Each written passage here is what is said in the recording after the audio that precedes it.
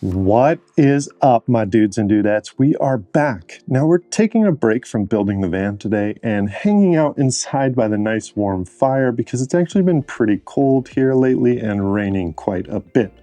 Instead, we are taking a closer look at the versatile audio system from One Car Stereo. Now, the original intent of this product is to actually upgrade an older car stereo system very inexpensively and quickly.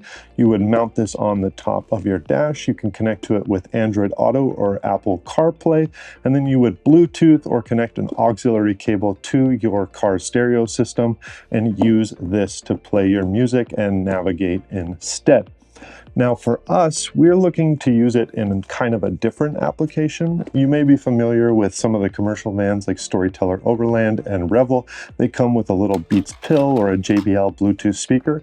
I wanted to see if this was up for the task instead. Some of the things I like about this solution instead is that I can wirelessly CarPlay to it, and then somebody else in my party can come up and change the tracks or increase the volume right on the screen. They don't have to bother me and pulling out my phone and doing that myself.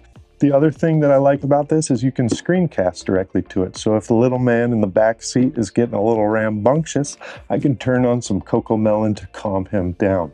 Anyways, let's jump into it and see what this thing is all about.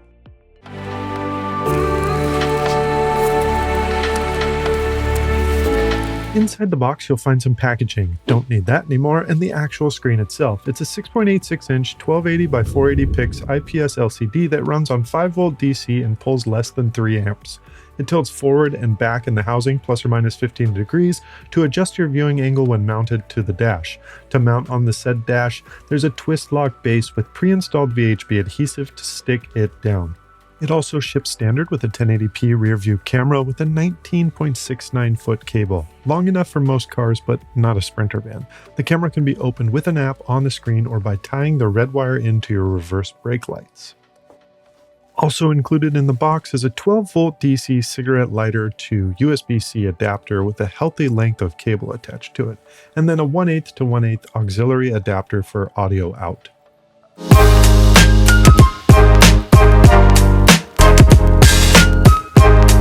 Now this screen does require an external power source, so I plugged it into my Allpowers R1500 for testing using the 12-volt DC adapter. One nice touch here is the added USB-A port on the adapter.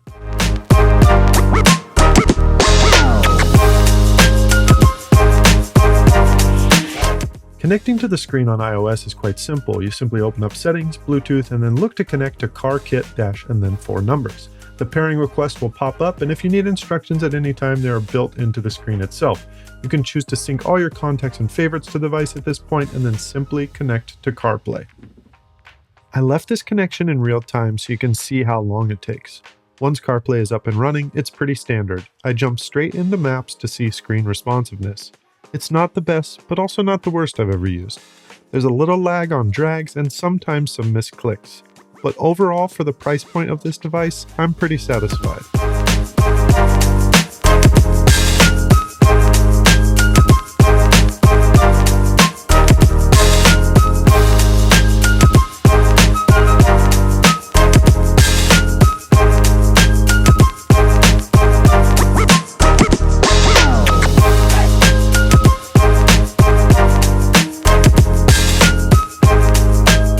I mentioned this earlier, but probably the best part of the screen on a Bluetooth speaker is other people can walk over, check out what's playing, or select a specific track. To get out of CarPlay, you can hit the Exit Car button, or there's a little white floaty you can press, which pulls up a sub-menu that allows you to go back home, turn off the screen, mute audio, or turn it up and down.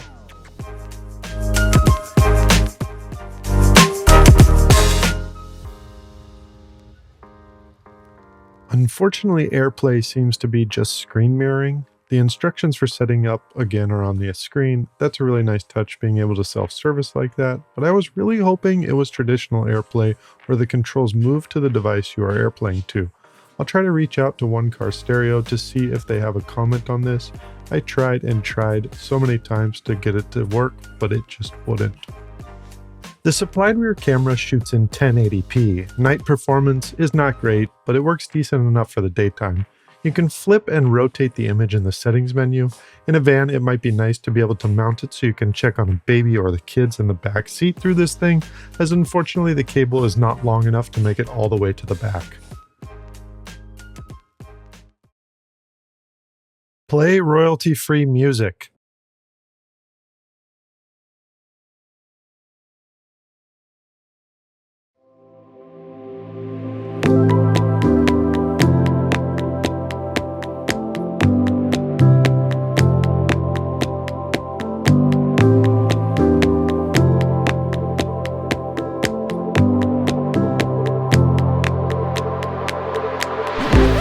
Closed on Sunday.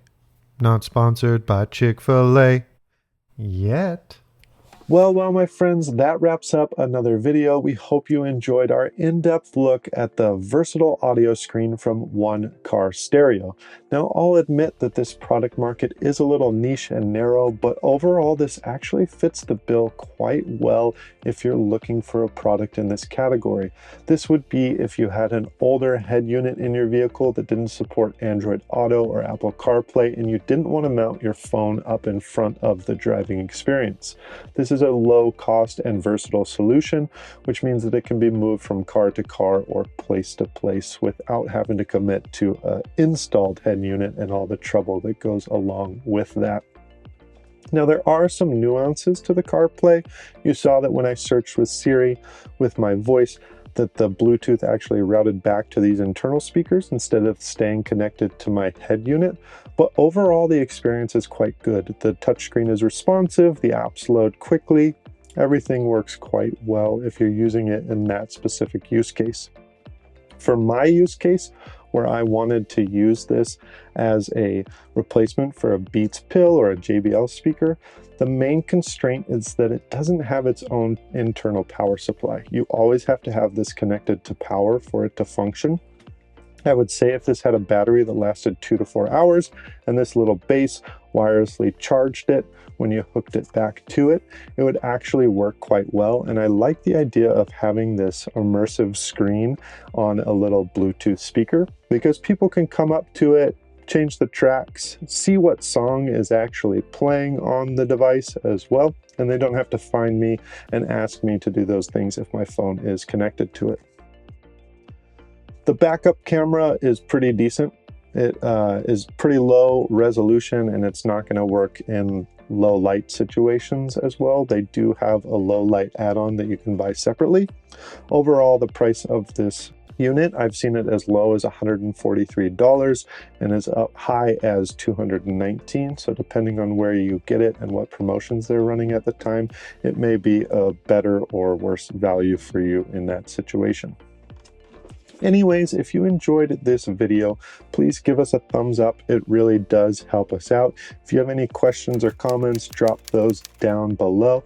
And as always, on your way down there, slap that subscribe button. We will see you next time.